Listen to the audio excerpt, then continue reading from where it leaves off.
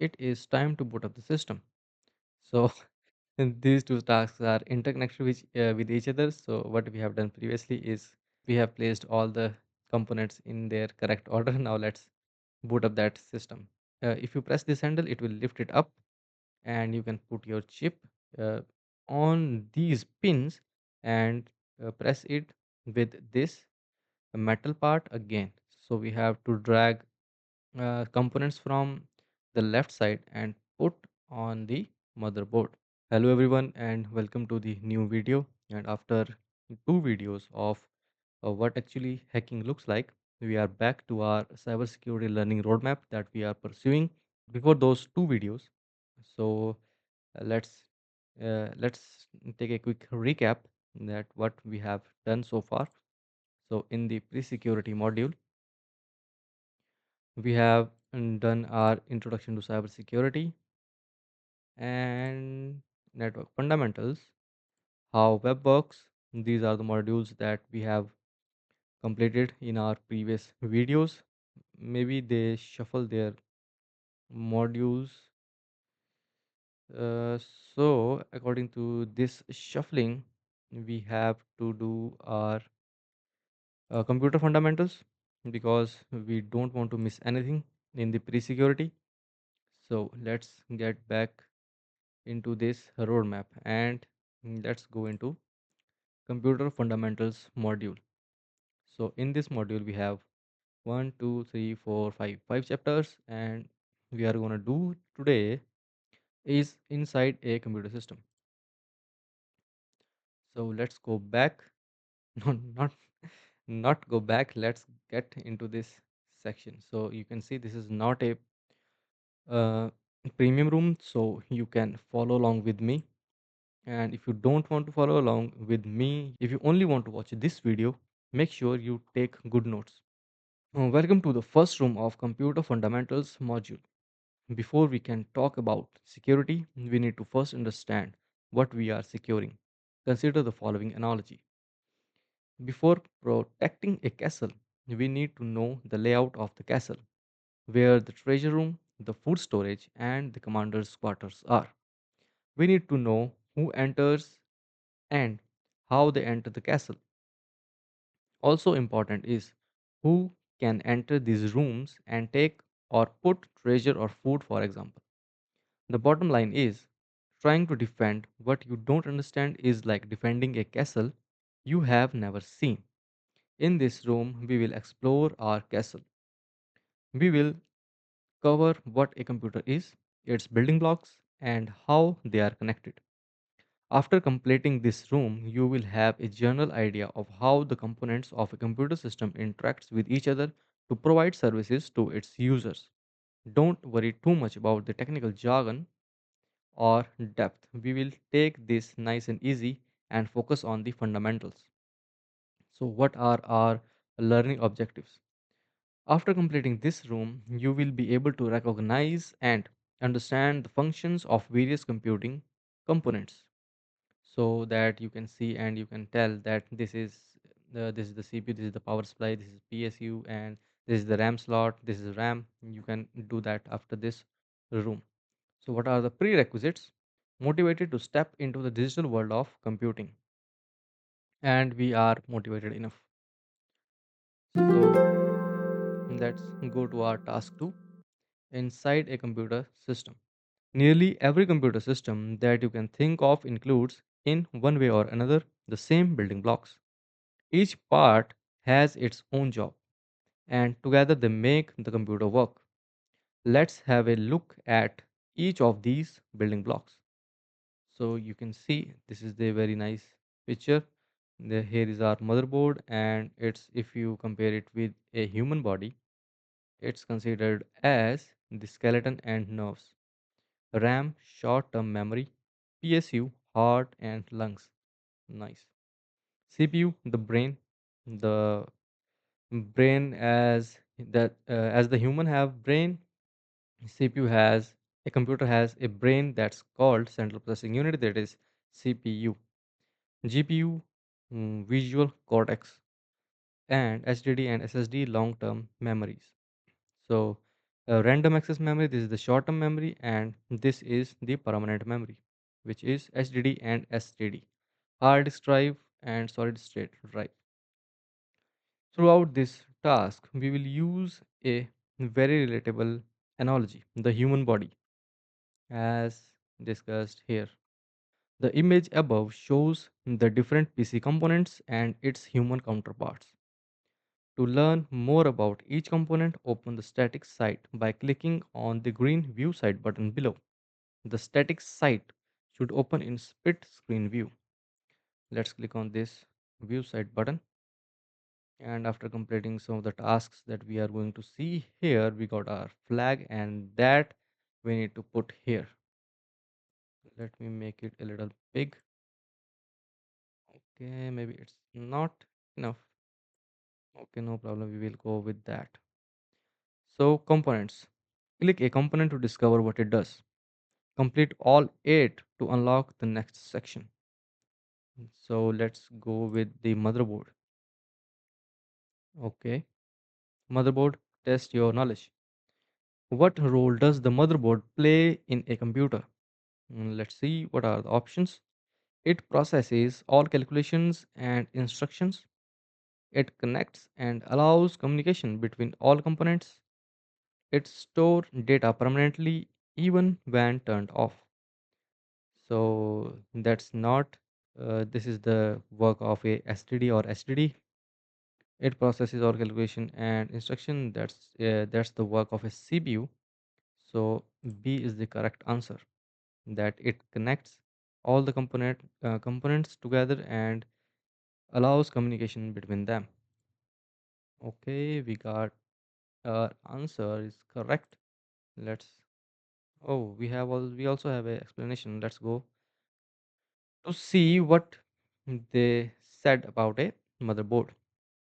The motherboard is like our body's skeleton or and nervous system. It holds all the different components in place and connect them.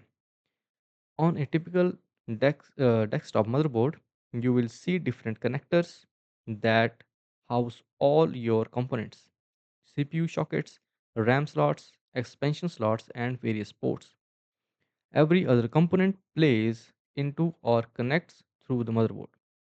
The image below shows a typical desktop motherboard.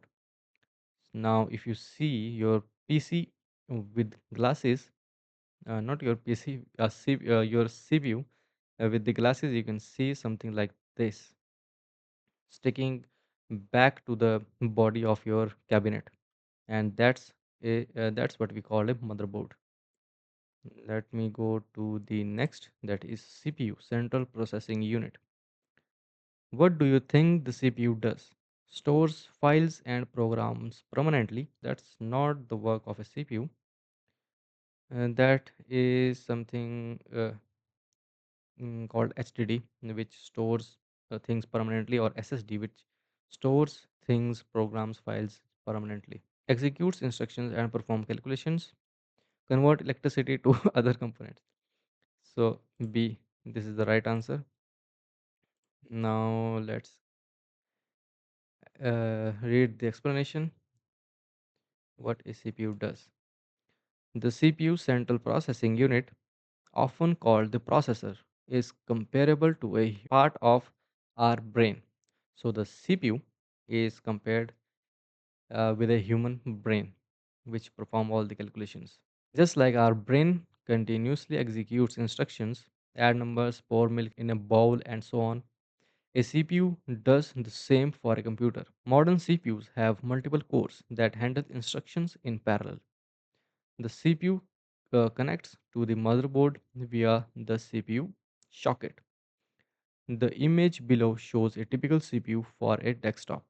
So if you see something like this, you are not going to see something like this, because uh, above this chip there is a cooling pad or fans attached to it, so that it won't get heater when your CPU is running. Now let's go to RAM. RAM is a random access memory. How would you describe what RAM does? Stores data temporarily while the computer is running. saves files permanently like photos and desktop. Nope. Displays images on the monitor. So this is not something that a RAM does. Although answers are very funny. So we will go with the A, which is this exactly. RAM is a short-term memory, fast but temporary. Now let's go to its explanation. Random access memory is comparable to our brain's short-term or working memory. When working on a task, we keep relevant information in mind temporarily. RAM does the same. It holds data that the CPU needs quick access to. RAM is volatile. When power is lost, all contents are gone. Modern RAM modules use technologies like DDR5, DDR6 for increased speed and performance. The image below shows a RAM module for a desktop. So if you see something like this will be a RAM. Now let's go to our storage. What's the main purpose of storage devices like SSD and HDD? To process instructions faster than the CPU. Now to hold data temporarily while program run, to save data permanently even when powered off. So this is the right answer. What is the explanation? SSD and HDDs are storage devices comparable to our long-term memory. Just like fond memories are remembered permanently, data is saved long-term on storage devices. HDDs use older technologies with moving parts, limiting performance. SSDs have no moving part and use memory chips, allowing much faster speeds. SSDs remain popular for their large capacity at low cost. Storage connects via SATA cables or PCI Express slots.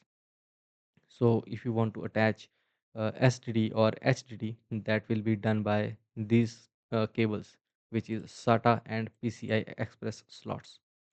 So SATA cables is used for HDD and PCI Express slots is used for HDD, where the not HDD STD, where the SDD plugs into your motherboard.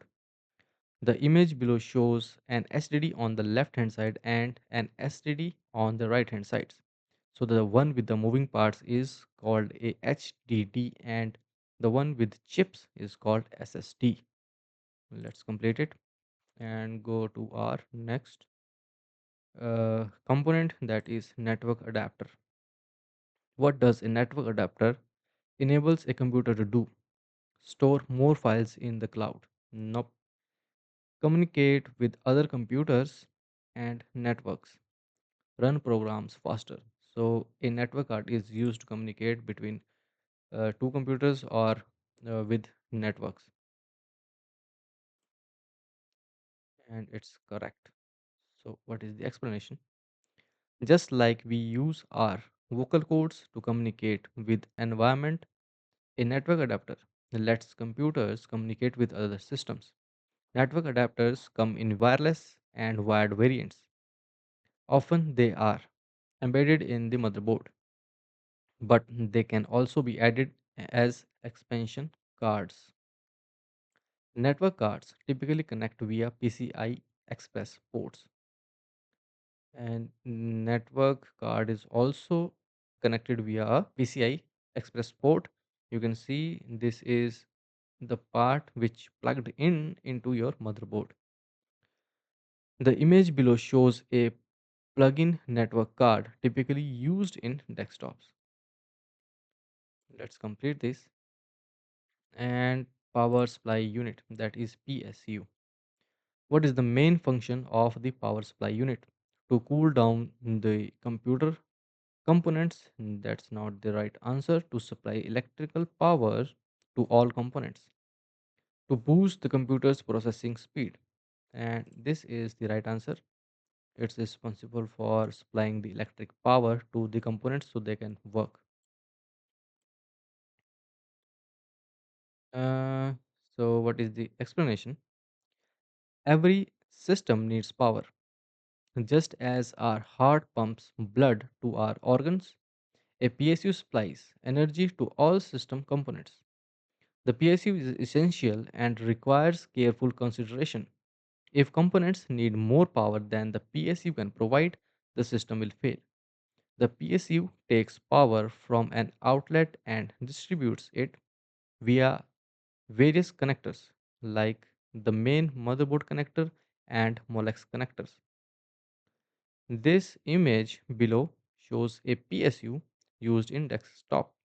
So if you want to learn some of the connectors like Molex connector and SATA cables, PCI X slots, you can enroll yourself into CompTIA A plus course where you can see uh, all the components in details like cables and connectors, everything.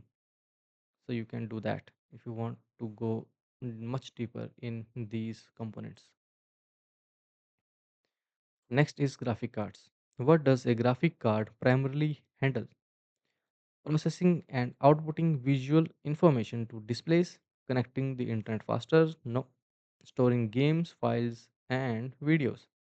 So this is the correct answer. Let's see the explanation. The graphics card is comparable to the visual cortex of our brain.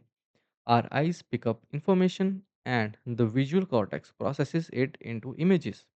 Similarly, the graphics card receives information from the operating system and programs, then outputs processed visual data to a monitor. Graphics card connect to the PCI Express slots on the motherboard. The image below shows a modern day graphics card used in desktops. So this is how a graphic card looks like with two fans over it so that it won't get heat up. Now let's go to input output devices. What are input output devices used for? Only for gaming and entertainment, to send data to and receive data from the computer, to increase the computer's memory. So this is the right answer, to send data to and receive data from the computer. And that's correct. Just like we have senses to obtain information, for our brains to process and can act on, computers have input and output devices. Input devices includes keyboards, microphones, mice, and scanners. Output devices include monitors, printers, and speakers. Common connectors for these peripherals include USB, HDMI, and display ports. The image below shows a few of the basic input output devices. So our keyboard is an input device, our mouse is an input device, and this is the monitor where we can see the output. So this is an output device, and this is headphones where we can listen the output from any audio through our computer. So this is an output device. Let me complete it and continue to next section. Motherboard inspection. Explore the motherboard to learn where each component connects. Hover over to highlight areas to see details. So now you can see if we hover over that, this is a input rear input output port where we can plug in our keyboard, mouse, and USB drives like pen drives and flash drives. And this is where our RAM chips plugged in. So this slot is for power supply unit, that is PSU, and this is for our CPU.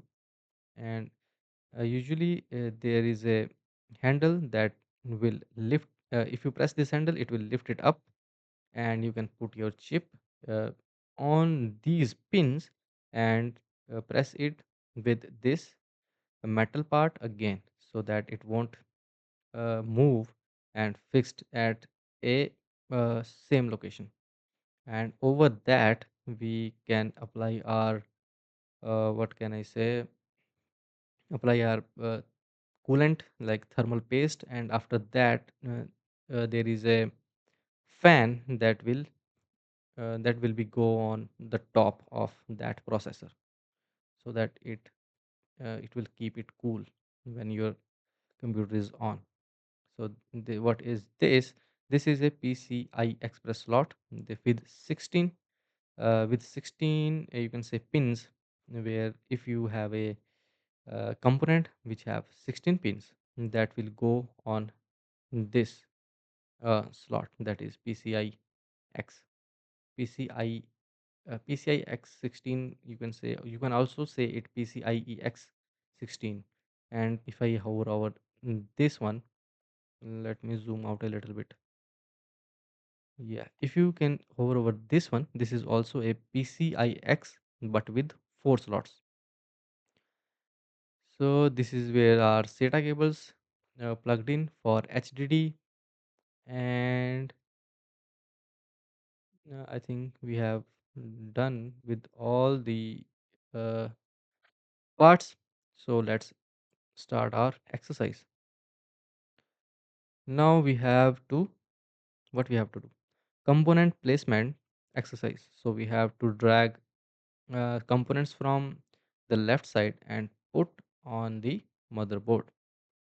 So RAM, this is the RAM, and we know that this is our RAM slots. So let me drag it over here. It's placed and it shows green. That means we have put it on its place correctly. CPU goes here.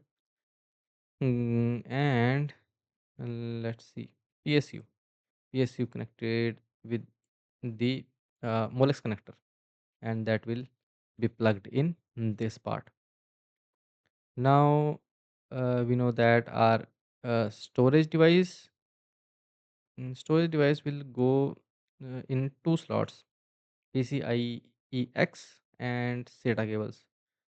So let me grab the graphic cards first, so that we can see what uh, ports are left for the other components. So now this goes here, network adapter, and input output devices. This goes here, and HDD. I hope I have placed all the components in the correct order. Now click verify to check it, and yes, we have done it very beautifully. Let's copy it and paste it here and mark it done. Now let's go to our task 3, which is what happens when you press the start button. Now let's see what happens. Let me zoom up a little bit so that you can see what I am reading. Now that the core components that installed in the computer system, it is time to boot up the system. So and these two tasks are interconnected with each other. So what we have done previously is we have placed all the components in their correct order. Now let's boot up that system. We can compare this to how we wake up in the morning and do a quick check to see if everything is working. Only when everything is okay do we get up and start our day. The image below shows the steps a computer system goes through before it shows you a working interface in the form of an operating system. So this is the process. Power, press power button, firmware starts, post, select boot device, start bootloader. Now step 1, press the power button. When we press the power button on our computer system, a signal is sent to the PSU to allow power to flow. Imagine our body being powered off when we sleep. Once we wake up and receive oxygen, our body starts pumping blood and boots up. Step 2. Continuing our analogy from step 1, once the body has started up, our core components are up and running, but our brain is not yet conscious. Like our bodies, A computer system contains firmware that allows all its components to start up. The central system that manages this is called the Unified Extensible Firmware Interface, that is UEFI. Note, we will often see the term BIOS, that is Basic Input Output System, mentioned, mentioned instead of UEFI. BIOS does the same as UEFI, but has mainly being replaced by UEFI. So previously हमारे पास क्या होता था, हमारे पास BIOS होते थे, लेकिन उसे अब रिप्लेस कर दिया गया है UEFI सिस्टम के साथ। तो ये क्या होता है, यूनिफाइड एक्सटेंसिबल फर्मवेयर इंटरफेस। तो जो भी फर्मवेयर हमारे कंप्यूटर पे होता है, जैसे ही आप पावर बटन प्रेस करते हो तो सबसे पहले क्या स्टार्ट होता है, वो होता है हमारा firmware. The step 3 is power on self test, that is post power on self test. Now that our body is up and running, it is time to test if everything is functioning as it should. If something is not, there will be some alarm signals. One of the routines that the UEFI loads is the power on self test, which tests if every required component is present, configured correctly, and functioning. Select boot device. Once our body is up and running, configured correctly, and fully functional, our system searches for the location of our boot up routine to start our consciousness. In our computer system, the UEFI holds an ordered list which prioritizes on which device to look first for the boot up routine for the operating system. Let's go to our step 5. Initiate bootloader. Now that our system knows the part of our brain where our consciousness is located, it initiates the load routine to start it. Our computer systems follow a similar process. On the selected boot device, the bootloader is initiated. This bootloader transfers the operating system from the selected boot device to the random access memory. Once the OS is transferred, the UEFI gives control over the different components to the OS. Now that we know how a computer system boots, let's have a little exercise. Open the static site in this task by clicking the green static site button and follow the instructions to answer the questions below. Now let's click on this button and we have a exercise. Boot sequence. Learn how a computer starts up step by step. Complete the animation phase, then prove your knowledge with a drag and drop challenge. So we have one more challenge, that is drag and drop challenge.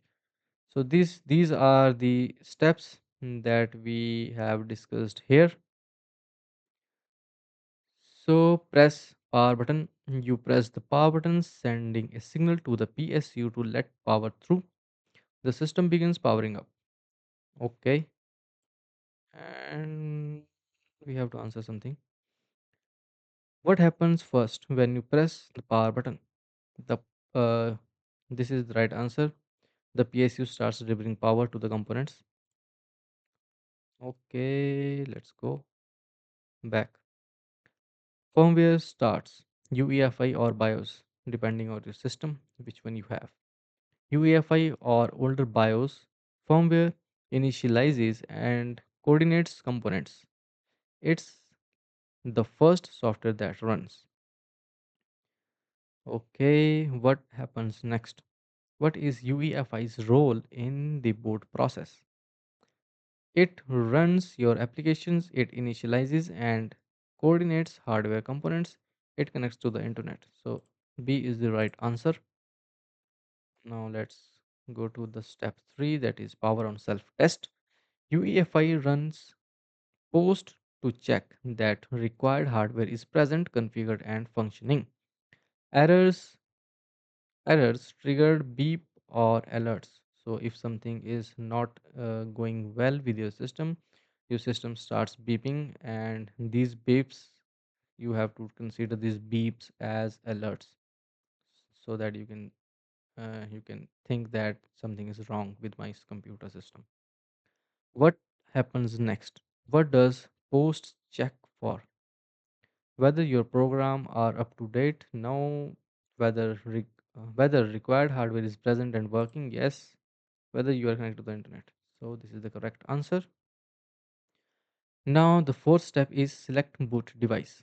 UEFI follows a priority list for determine which device to boot from, typically an SSD and HDD with the OS installed. So what happens next? How does UEFI know which device to boot from?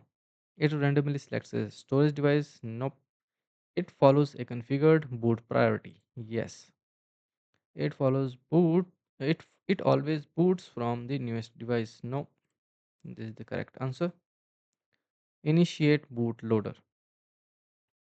The bootloader loads the operating system into RAM. Then UEFI hands control to the OS, completing the boot sequence. So what does the bootloader do? Shut down the computer safely? No. Loads the operating system to RAM. That's the correct answer. Tests this keyboard and mouse? No. So we have done this.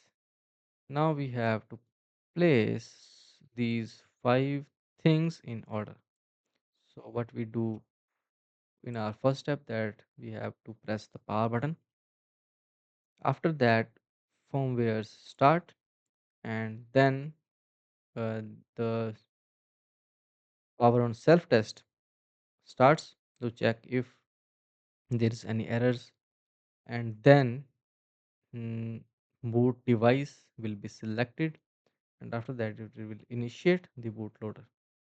Let me check the order, fingers crossed, and yes, we have done this one very beautifully. Let me answer this question here, and done. Now let's go to our task 4, which, let's see what this is saying. This is the conclusion. We have covered the core components of a computer system and how it boots up.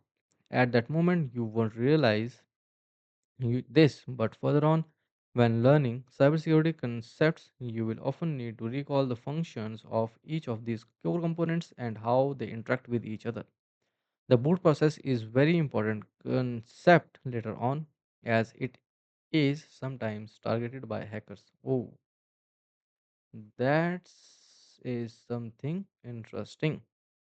The boot process is very important concept, as it is sometimes targeted by hackers.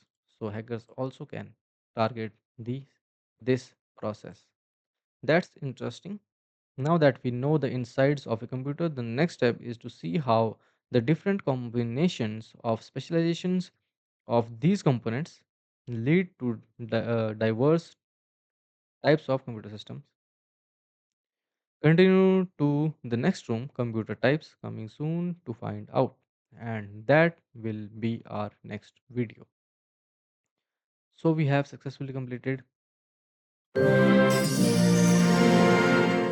this room, which is inside a computer system. We are unstoppable. Okay, now if you want, you can share your badge or your achievement to your social media handles, but I am not gonna do that. Let's go back to our desktop, not desktop, dashboard. And what we are going to do in our next video is computer types. And after that, client server basics, which is very, very important. After that, virtualization basics, which is also very important. And after that, we have cloud computing fundamentals. So it seems that im- the graph is going like this. So uh, let's see our roadmap once again. So we are here, computer fundamentals. And after that, we are going to do operating system basics and then software basics and network fundamentals. We have completed that. How the web works, completed. Attack and defenses. This will be something.